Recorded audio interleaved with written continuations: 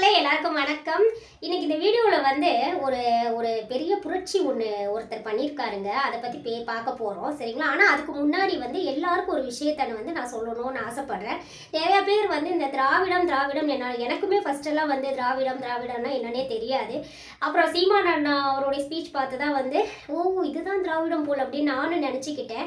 நம்ம எல்லாரும் என்ன நினச்சிப்போம் அப்படின்னு கேட்டிங்கன்னா, இப்போ திராவிட மாடல் அரசு, திராவிட பொங்கல் அந்த மாதிரிலாம் கொண்டாடுறாங்க இல்லையா? ஸோ நம்ம எல்லாருக்கும் என்ன தோணும் அப்படின்னா, நிறைய தமிழ் மக்களுக்கு வந்து திராவிடம் அப்படின்னாவே வந்து தமிழ் தான், தமிழுக்கு இன்னொரு பேர் தான் வந்து திராவிடம் அப்படின்னு சொல்லிட்டு எல்லாரும் வந்து நினச்சிட்டு இருக்கோம் இல்லையா? இதுதான் தொட்டு நம்ம எல்லாருமே நினச்சிட்டு இருக்கோம். நானுமே அப்படி தான் நினச்சிருக்கேன் ஒரு காலத்தில். ஆனால் அது அப்படி கிடையாது. திராவிடம் அப்படிங்கிறது என்னன்னு கேட்டிங்கன்னா வந்து, சுதந்திரத்துக்கு முன்னாடி வந்து தெற்கில் இருக்கக்கூடிய நாடுகள் எல்லாம், அதாவது தெற்கில் வந்து கன்னடமாக இருக்கட்டும், கர்நாடகா, தெலுங்கு, மலையாளம், தமிழ்நாடு, இது எல்லாம் தானே தெற்கில் இருக்குது, இந்தியாவுடைய தெற்கு பகுதியில் இருக்குது. இது எல்லாமே வந்து திராவிட நாடு அப்படின்னு சொல்லிட்டு இருந்ததுங்க. அப்புறம் இண்டிபெண்டன்ஸ்க்கு அப்புறம், அதாவது சுதந்திரத்துக்கு அப்புறம் என்ன ஆச்சு அப்படின்னு கேட்டிங்கன்னா, அது எல்லாமே வந்து மொழிவாரி மாநிலங்களாக பிரிக்கப்பட்டது. அப்படி பிரிக்கிறப்ப வந்து கன்னட மொழி பேசுகிறவங்கலாம் கர்நாடகாவுக்கு போயிட்டாங்க, தெலுங்கு மொழி பேசுகிறவங்கலாம் அந்த நாட்டுக்கு வந்து ஆந்திராவுக்கு வந்து போயிட்டாங்க. அதுக்கப்புறம் வந்து மலையாளம் பேசுகிறவங்கலாம் அதாவது கேரளாவுக்கு வந்து போயிட்டாங்க. இதில் வந்து தமிழ் பேசுகிறவங்கெல்லாம் தமிழர் நாடு அப்படின்னு தான் வந்து பிரிக்கணும். ஆனால் நம்ம மக்கள்லாம் என்ன பண்ணிட்டாங்கன்னா, அப்போ வந்து தமிழ்நாடுன்னு தானே நம்ம இருக்கோம் இல்லையா? ஆனால் இன்ன வரைக்கும் எல்லா மொழி பேசுகிறவங்களும் சேர்ந்து தான் திராவிடம் அப்படிங்கிற நாடு இருந்துச்சு. இப்போ என்ன பண்ணிட்டாங்க, தமிழ் தான் திராவிடம் அப்படிங்கிற மாதிரி இவங்க வந்து கொண்டுட்டு வந்துட்டாங்க. அந்த திராவிடங்கிறது தமிழ் கிடையாதுங்க, தமிழ்நாடுங்கிறது தனி, திராவிடங்கிறது எல்லாமே சேர்ந்த கலவை தான். ஓகேவா? இந்த டிஃப்ரென்ஸ் புரிஞ்சிருச்சு இல்லையா? ஏன்னா இதை பற்றி தான் இந்த வீடியோவில் வந்து நம்ம வந்து பேச போகிறோம்.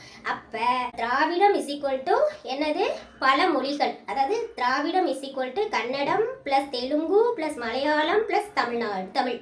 இதுதான் திராவிடம். புரிஞ்சிச்சு இல்லையா? இப்போ நம்மளை ஆட்சி செய்கிற எல்லாருமே வந்து என்ன சொல்லி ஆட்சி செய்கிறாங்கன்னா, நாங்கள் வந்து திராவிடர்கள் அப்படின்னு சொல்லி ஆட்சி செய்கிறார்கள். அதாவது திராவிடர்கள் அப்படின்னு என்னன்னு கேட்டிங்கன்னா, நம்ம மனசில் வந்து எண்ணத்தை புகுத்திட்டாங்கன்னா, திராவிடர்கள்னா தமிழர்கள் தான் அப்படிங்கிற மாதிரியான ஒரு எண்ணத்தை வந்து விதைச்சிட்டாங்க. ஆனால் தமிழர்கள்ங்கிறது வேறு. தமிழர்கள்னா என்ன, மொழிவாரி மாநிலமாக எல்லா நாடும் பிரிஞ்சிருச்சு இல்லை?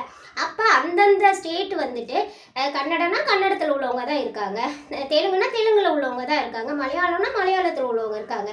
ஆனால் தமிழ்நாட்டை மட்டும் தமிழ்நாட்டில் உள்ளவங்க இல்லைக்கிட்டு தமிழர்கள்ங்கிற பேரில் திராவிடர்கள் எல்லாரும் வர்றாங்க. அதாவது நம்ம தமிழ்நாட்டில் எல்லாருமே வந்து ஆட்சி செய்கிறாங்க. அதாவது திராவிடர்கள் அப்படிங்கிறத வந்து சொல்கிறதாங்க இது. மதுரையில் வந்து ஒரு பொதுக்கூட்டம் நடந்திருக்குங்க. யாருன்னு கேட்டிங்கன்னா, ரெட்டியார் அண்ட் நாயுடு இனத்தை சேர்ந்தவர்கள் வந்து அவங்க தலைமையில் வந்து ஒரு பொதுக்கூட்டம் வந்து நடந்திருக்கு. அதில் பேசின இனக்காவலர், அவர் பேர் வந்து PM பாரத் அப்படிங்கிறவர். அவர் வந்து பேசியிருக்காரு. என்ன பேசியிருக்காருன்னு கேட்டிங்கன்னா, நாம் தமிழர் கட்சியாக வன்மத்தை எல்லாம் நாம் தமிழர் கட்சி மேலே கொட்டுன்னு கொட்டியிருக்காரு. சீமான் அண்ணா மேலெல்லாம் அப்படியே வன்மத்தை அப்படியே கொட்டுன்னு கொட்டியிருக்காருன்னா பார்த்துக்கங்களேன். அவர் வந்து என்ன சொல்கிறாரு, நீங்கள் வந்து திராவிடம்னு எத்தனை நாள் சொல்லிட்டு இருக்கீங்களே, தெலுங்கு ஓப்பனாக சொல்லுங்கள், தெலுங்குக்காரங்க தான் திராவிடர்கள்னு. யாராச்சும் சட்டசபையில எல்லாம் வந்துட்டு கன்னடக்காரங்க இருக்காங்களா, கன்னடக்காரங்க இருக்காங்களா, மலையாளக்காரங்க இருக்காங்களா, தெலுங்குக்காரங்க தானே இருக்காங்க. அப்போ தெலுங்கு பேசுகிறவங்க தான் ஓப்பனாக சொல்ல வேண்டியதானே, அதை சொல்ல மாட்டேங்கிறீங்களே அப்படின்னு சொல்லி கேட்குறாரு. அப்புறம் வந்து சீமான் அண்ணா வந்து இப்போ வந்து அந்த விஜில் இதில் வந்து என்ன அமைப்பின் நடத்தின பாரதியார் பிறந்த நாளுக்கு வந்து ஒரு சொற்பொழிவு ஆற்றியிருந்தார். அதில் வந்து பார்த்திங்கன்னா ரொம்ப அற்புதமாக சொல்லியிருப்பார். ரொம்ப என்ன சொல்கிறது, ஆகச்சிறந்த பேச்சு அதெல்லாம்.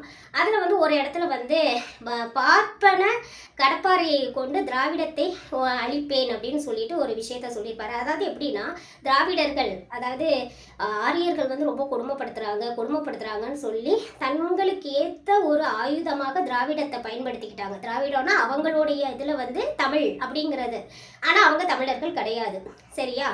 அப்படி இருக்கிறப்ப அதனால நீங்கள் எந்த ஆயுதத்தினால எங்களை எடுத்து திராவிடர்கள் நம்ம தமிழ்நாடு அப்படின்னு சொல்லிட்டு சும்மா ஆரியர்கள் வந்து நம்மளை கொடுமைப்படுத்தினாங்க, பார்ப்பனர்கள் நம்மளை வந்து அடிமைப்படுத்தி வச்சிருந்தாங்க அப்படின்னு சொல்லி நீங்கள் அதை வச்சு திராவிடங்கிறத வந்து நீங்கள் முன்னுக்கு கொண்டு வந்தீங்க இல்லையா? அதை வச்சு உங்களை நான் வந்து அழிப்பேன் அப்படின்னு சொல்லியிருப்பாரு அந்த இதில். அதை வந்து இந்த ஒரு பாரத்துங்கிறவர் வந்து என்ன சொல்கிறாருன்னு கேட்டிங்கன்னா, நாங்கள் வந்து நீ அடிக்கிறத நான் பார்க்குறேன், நாயக்கர் அண்டு ரெட்டியார் அந்த கடப்பாறையை வச்சு நாம் தமிழர் கட்சியை வந்து நான் அழிப்பேன், உனக்கு தைரியம் இருந்தால் வந்து பார்க்கலாமா, ஓட்டு வாங்கி பாரு, நாங்கள் தான் வந்துட்டு பெரிய ஆள் தெரியுமா உனக்கு அப்படின்னு சொல்லிட்டு, அடாடாடாடா என்ன ஒரு கொந்தளிப்புங்கிறீங்க. இந்த கொந்தளிப்புலாம் பார்த்து நாங்கள் ரொம்ப பயந்துட்டோம் தெரியுமா, ரொம்ப ரொம்ப பயந்துட்டோம். கேளுங்களேன்.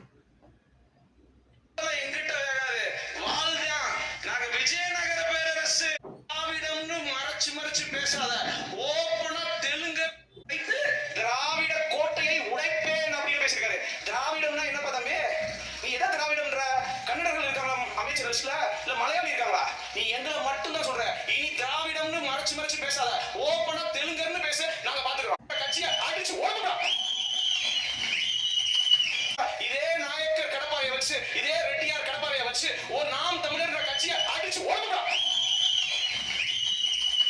நீ ஜெயிச்சிருப்போம். எங்களை காட்டில் வாக்கு அதிகமாக. இந்த இதை பார்த்தீங்க இல்லையா, இவர் வந்து அப்பப்பா என்ன ஒரு பேச்சு பார்த்தீங்களா. இப்போ இதில் வந்து இத்தனை நாள் வந்து சீமான் அண்ணா வந்து எந்த இடங்கள்லையுமே வந்து திராவிடர்கள் அப்படின்னு தான் வந்து சொல்லியிருக்காரே தவிர, அந்த திராவிடர்கள் மலையாளக்காரங்களா தெலுங்குக்காரங்களா அதுக்கப்புறம் கன்னடர்களா அப்படின்னு சொல்லிட்டு அவர் வந்து எந்த இடத்துலையுமே இவங்க தான் அந்த பர்டிகுலரான திராவிடங்கிறவங்க இவங்க நம்ம எங்கேயுமே சொன்னது கிடையாது. திராவிடன் தான் சொல்லியிருப்பாரே தவிர அவர் வந்து தெலுங்குக்காரங்க தான் திராவிடர்னு இது வரைக்கும் சொன்னதே கிடையாது. ஆனால் இன்னைக்கு இவங்களே வந்து அப்போ திராவிடர்கள் சொல்கிறது தெலுங்குக்காரங்களை தான் நீங்கள் சொல்கிறீங்கன்னு இன்னைக்கு வந்து ப்ரூவ் பண்ணிட்டாங்க, இவங்களே நிரூபிச்சிட்டாங்க. அப்போ வந்து நாங்கள் வந்து திராவிடர்கள் மட்டும்தான் சொன்னோம், நாம் தமிழர் கட்சியில் இருக்கவங்கெல்லாம் சீமான் அண்ணாலாம் சரியா. ஆனால் இன்னைக்கு நீங்களே வந்து ஒத்துக்கிட்டீங்கல்ல உங்கள் வாயால் தெலுங்குக்காரங்க தான் திராவிடர்கள் அப்படின்னு சொல்லிட்டு. ஆமாம், நீங்கள் சொல்கிறபடி வந்து அமைச்சராக எந்த ஒரு கன்னடர்களும் இல்லை, மலையாளியும் இல்லை. ஆனால் தெலுங்குக்காரங்க தானே வந்து அமைச்சரவையில் இருக்காங்க. ஏன் நம்மளை ஆடுறவங்களே தெலுங்குக்காரங்க தான் இருக்காங்க இல்லையா. இப்போ நாம் தமிழர் கட்சியில் சொல்கிறக்கூடிய வாதமும் அதுதான். நீங்கள் வந்து தெலுங்குக்காரங்க தமிழ்நாட்டில் இருக்கலாம், அதே மாதிரி வந்து மலையாளிகள் இருக்கலாம், கன்னடர்கள் இருக்கலாம், எல்லாரும் இந்த நாட்டில் தாராளமாக வாழலாம்.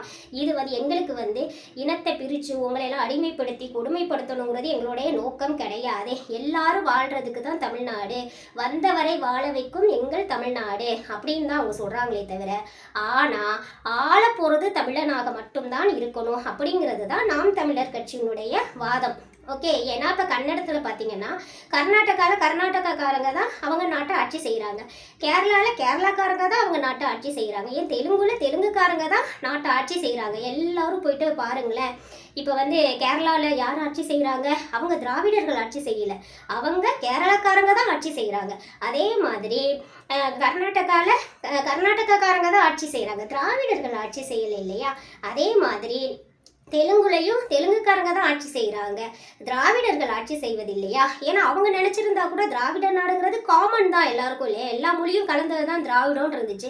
அப்போ அவங்க நாட்டிலையும் போயிட்டு திராவிட நாடுன்னு கேரளாவை போயிட்டு நான் திராவிட நாடுன்னு சொல்ல முடியுமா? அதே மாதிரி கர்நாடகாவை போயிட்டு நான் திராவிடர்கள்னு சொல்ல முடியுமா? தெலுங்குல போயிட்டு நான் திராவிடர்கள்னு சொல்ல முடியுமா? ஏன்னா எங்களுக்குள்ளதை நீங்கள் பிரித்து கொடுத்துட்டீங்க. அப்போ வந்து திராவிடர்கள்லாம் நீங்கள் சொல்லக்கூடாது, நான் தெலுங்குன்னு தான், நான் வந்து கேரளாட்டு தான், நான் வந்து கர்நாடகா தான், நீங்கள் எங்ககிட்ட வந்து திராவிடர்கள்னு பேசக்கூடாது அப்படின்னு அவங்களாம் அடித்து துரத்திடுவாங்க. சரி, ஆனால் தமிழ்நாட்டில் மட்டும் நீங்கள் வந்து உட்காந்துக்கிட்டு திராவிடர்கள் சொல்லலாம். அப்போ பிரிக்கிறப்ப வந்து தமிழ்நாடை தானே பிரித்தாங்க மொழி வாரியாக. அப்படி இருக்கிறப்ப தமிழ்நாட்டில் மட்டும் தமிழ்னு சொல்லாமல் திராவிடர்கள் நீங்கள் சொன்னால் எப்படி ஏற்புடையதாக இருக்கும்? எங்கள் தமிழ் மக்கள் தான் நாங்கள் ஏமாறுறதுக்குன்னே பிறந்தவங்க தெரியுமா. அப்புறம் இவர் வந்து இந்த தம்பி சொல்கிறாரு இல்லை, அப்புறம் நாங்கள் வந்து நீங்கள் ஆர்எஸ்எஸ் கைக்கூலி யாருங்க? நாம் தமிழர் கட்சி வந்து ஒரு பொது மேடையில் போயிட்டு பாரதியாருங்கிறவர் வந்து இந்த சாதிக்கான ஒரு தலைவர் கிடையாது இல்லையா, ஒரு கவிஞர் கிடையாது. அவர் சுதந்திர போராட்டத்திற்காக போராடிய ஒரு தியாகி கவிஞர். அவர் வந்து பார்ப்பனராக இருக்கலாம், ஆனால் பார்ப்பன ஜாதிக்காக மட்டும் அவர் எந்த பாடலும் இயற்றலை, சுதந்திரத்துக்காக போராடலை இல்லையா, எல்லா மக்களுக்காகவும் தான் போராடி இருக்காரு. சொல்ல போனால் ஜாதியை ஒழிக்கணும்னு சொல்லி அந்த காலகட்டங்களிலே வந்து சட்டையெல்லாம் வந்து தாழ்த்தப்பட்ட இனத்தை சார்ந்தவர்களுக்கெல்லாம் சட்டையெல்லாம் போட்டு கூட்டு போனதா நான் பாரதியாரை வந்து பற்றி கேள்விப்பட்டிருக்கேன். அப்படி இருக்கிறப்ப நீங்கள்லாம் பாரதியாரை பற்றி பேசுகிறீங்கல்ல, சீமானண்ணா போய் பேசினார்னா அவர் பாரதியாரை வந்து பாரத தாயினுடைய பிள்ளையாக தான் பார்த்தாரே தவிர பார்ப்பனர் பிள்ளையா அவர் பார்க்கல. சரியா? அதனால தான் அவர் வந்து போய் பேசினாரு. இதில் என்ன தப்பு இருக்குன்னு தெரியல. உங்களையும் கூப்பிட்டா நீங்களும் போய் பேசுவீங்க இல்லையா? இப்போ திராவிட கட்சியை சார்ந்தவர்கள்லாம் ஆளுநர் ரவி அவர்கள் அந்த தாக்குதல் தாக்கி பேசுகிறீங்க. ஆனால் அவங்களோட போய் டீ காஃபி எல்லாம் போய் சாப்பிட்றீங்க. ஒரு நிகழ்ச்சிக்கு போகிறீங்க, அங்கே அவரோட ஜாலியாக ஜோவியெல்லாம் உட்காந்து கட்டி பிடிச்சிக்கிட்டு அப்படியெல்லாம் உட்காந்து எல்லாரும் தான் நம்ம டிஎம்கே கட்சியை சார்ந்தவர்கள்லாம் போய் அங்கே நல்லா இது ஜாலியாக தானே இருந்தீங்க அவர் கூட பேசிக்கிட்டு வந்து பண்ணிடுறீங்க. அப்போ நாங்கள் சொல்லலாம்ல, டிஎம்கே காரங்க கூட வந்து ஆர்எஸ்எஸ் கட்சியை சார்ந்தவர்கள் தான் அப்படின்னு சொல்லிட்டு இப்போ வந்து இந்த நாயுடு ரெட்டி இவங்கெல்லாம் சேர்ந்து வந்து கடப்பாரியை வச்சு உடைப்பேன் அப்படின்னு என்ன தம்பி பூச்சாண்டி காட்டுறீங்களா? நீங்கள் உடைச்சா உடைச்சிக்கங்க, ஒன்றுமே எங்களுக்கு பிரச்சனையே கிடையாது. நீங்கள் தான் ஆட்சி இத்தனை நாள் செஞ்சீங்க இல்லையா? இதை சொல்லிட்டீங்க. இத்தனை நாள் எங்களுக்கு இருந்த மிகப்பெரிய பாரமே குறைஞ்சதுங்க. நாங்கள் வந்து எங்களை எல்லாரும் இனப்பிரிவினர்னு சொல்லி தமிழ் தேசியவாதிகள் எல்லாரையும் வந்து மக்கள் எல்லாரும் தப்பாக புரிஞ்சுக்கிட்டாங்க. சீமானண்ணா எங்கே போய் பேசினாலும் இவர் வந்து இனத்தை பிரிக்கிறாரு, தமிழினோன்னு எப்போ பார்த்தாலும் கதறாரு அப்படிலாம் நீங்கள் சொன்னீங்க இல்லையா? இன்னைக்கு அதாவது தமிழ்நாட்டில் தமிழர்கள் தமிழுக்காக வந்து கதர்னா பரவாயில்ல, சரியா? அது கதர்னா கூட ஒரு லாஜிக் இருக்குது. இப்போ சீமானண்ணா பேசுகிறாரு, தமிழ் தேசியவாதிகள் தமிழுக்காக பேசுகிறாங்கன்னா நாங்கள் இங்கே பிறந்திருக்கோம், இங்கேயே பூர்வீக குடியாக இருக்கோம், நாங்கள் பேசுகிறதுல ஒரு அர்த்தம் இருக்குது. ஆனால் எத்தனையோ வருடங்களுக்கு முன்பாக இங்கே வந்து குடியேறிட்டு தெலுங்கு ரெட்டியார், அதுக்கப்புறம் வந்து நாயக்கர் இவர்கள் எல்லாம் வந்து குடியேறிட்டு இன்னைக்கு எங்கள் மண்ணில் இருந்துக்கிட்டு நாங்கள் வந்து தமிழர்களை வீழ்த்துவோம். இப்போ தமிழ் தேசியத்தை வீழ்த்துறதுங்கிறதும் தமிழர்களை வீழ்த்துறதுங்கிறதும் ரெண்டுமே ஒன்று தான் இல்லையா? எங்கேயோ இருந்த வந்த நீங்கள் இன்னைக்கு வந்து எங்கள் நாட்டில் வந்து உட்காந்துக்கிட்டு தெலுங்குக்காரனை அடிச்சுப்பாரு அப்படின்னு சொல்கிற மாதிரில இருக்குது. உனக்கு முடிஞ்சால் வந்து தெலுங்குக்காரங்க நாங்கள் இருக்கோம், நாயுடு ரெட்டியார், உன்னால் முடிஞ்சால் நீ வந்து ஓட்டை எங்களோட ஜாஸ்தியாக வாங்கி பார்க்கலாம் அப்படின்னு சொல்லிட்டு என்ன ஒரு எகத்தாளமான பேச்சு. இப்போ தமிழர்கள் எல்லாரும் வந்து ஓட்டு பிச்சை அப்படின்னு ஒரு விஷயம் போட்டதுனால தாங்க தம்பி நீங்கள் இந்த அளவுக்கு ஆட்டம் போடுறீங்க. ஒருவேளை நாளைக்கு உங்களுக்கு ஓட்டு போடலைன்னா என்ன பண்ணுவீங்க? சேச்சை எங்கள் மக்கள்லாம் இதெல்லாம் இங்கே இப்போ பேசுனீங்கல்ல, நாளைக்கே நாங்கள் மறந்துடுவோம், சரியா? நீங்கள் வந்து 1000 ரூபாய் நீட்டுங்களேன். ரெட்டியார் நாயக்கர் எல்லாரும் வந்து நிச்சயமாக இப்படி பணம் பயங்கரமாக வச்சுருப்பீங்க. எங்கெங்கெல்லாம் கொள்ளையடிச்சிங்களோ யாருக்கு தெரியும்? தமிழ்நாட்டையும் அப்படியே ஆக்குப்பை பண்ணி வச்சுருக்கீங்க. எங்கள் மக்கள்லாம் பாவம். அந்த மாதிரியான உங்களை மாதிரி டேலண்ட் யூஸ்வலாகவே தெலுங்குக்காரங்களுக்குலாம் ரொம்ப அறிவு பயங்கரமாக இருக்கும். அப்படி இருக்கிறப்ப எங்கள் மக்கள்லாம் காசுப்பட்டு உங்களுக்கு ஓட்டை போட்டு எங்கள் தமிழ் தேசியத்தையே வந்து அடமானம் வைக்கக்கூடியவர்கள், சரியா? இப்போ இதை பேசுறதுனாலே ஒன்றும் பிரயோஜனம் கிடையாதுன்னு வச்சுக்கோங்களேன். அதனால் நீங்களே ஜெயிச்சா கூட எங்களுக்கு கவலை கிடையாது. ஏன்னு கேளுங்களேன், இப்போ நாம் தமிழர் கட்சி வந்து உடைப்போன்னு சொல்கிறீங்க இல்லையா? உங்கள் எல்லாருக்கும் ஒரு உறுதுணையாக மற்றவங்கெல்லாம் இருக்காங்க. ஆனால் நாம் தமிழர் கட்சி அப்படி கிடையாது. 15 வருஷமாக நீங்கள் என்னென்ன ட்ராமாலாம் போட்டிருப்பீங்க, என்னென்னலாம் தாக்கியிருப்பீங்க, என்னென்னலாம் அடிச்சிருப்பீங்க. 15 வருஷமாக அதெல்லாம் தாக்கு பிடிச்சி இன்னைக்கு ஏறி உக்காந்துட்டாங்க இல்லையா? உங்களையே கதர் அடிச்சிட்டாங்க பாருங்களேன். இப்போ என்ன பண்ணுவீங்க? நீங்கள் எல்லாம் ஸ்டார்டிங்கில் வர்றப்பவே எல்லாரையும் வந்து முளையிலே கிள்ளிடுவீங்க. எதிர்த்து பேசினாவே அதை வந்து முளையிலே கிள்ளக்கூடிய நீங்கள் எல்லாரும் உங்களையெல்லாம் தாண்டி முளையாக இருந்து இன்னைக்கு பெரிய செடி வரையாக இருந்து இப்போ இன்னைக்கு மரமாக வந்து நாம் தமிழர் கட்சி வளர்ந்துருக்கு. அப்படின்னா அப்போ வந்து அவங்க தான் திறமையானவர்கள், அவங்களுடைய ஆற்றலை பார்த்துக்கங்க. அப்படி இருக்கிறப்ப நீங்கள் இந்த 15 வருஷமாக நீங்கள் காட்டின பூச்சாண்டிக்கே நாங்கள்லாம் பயப்படலை, சரியா? நாம் தமிழர் கட்சி பயப்படலை, சீமானண்ணா பயப்படலை, சரியா? இந்த மாதிரி உங்களோட பெரிய ஆளெல்லாம் வந்து என்னென்னவோ த்ரெட்டன் பண்ணுறப்பெல்லாம் அதெல்லாம் கண்டுக்கவே இல்லை, அதெல்லாம் அசால்ட்டாக சமாளிச்சுட்டு வந்தாங்க. அப்படி இருக்கிறப்ப நீங்கள் நேற்று முளைச்சி காளான் பேசுகிறதெல்லாம் நாங்கள் கண்டுக்கிறது இல்லைங்க, மனம் கலங்குவதும் கிடையாது. அதனால மைக்கு கிடச்சிச்சின்னு உங்களுக்கு ஒரு ஏதோ ஒரு பேசணும் அப்படிங்கிறதுக்காக பேசுனீங்கல்ல, நல்லா பேசுங்க. மதுரையில் இருக்க தமிழ் மக்களே கேட்டுக்கங்க, தமிழ் வளர்த்த மதுரை அல்லவா நீங்கள் எல்லாரும். உங்கள் ஊரில் இப்படி நம்ம தமிழ் மக்களை கேவலமாக பேசுகிறாரு ஒருத்தர்.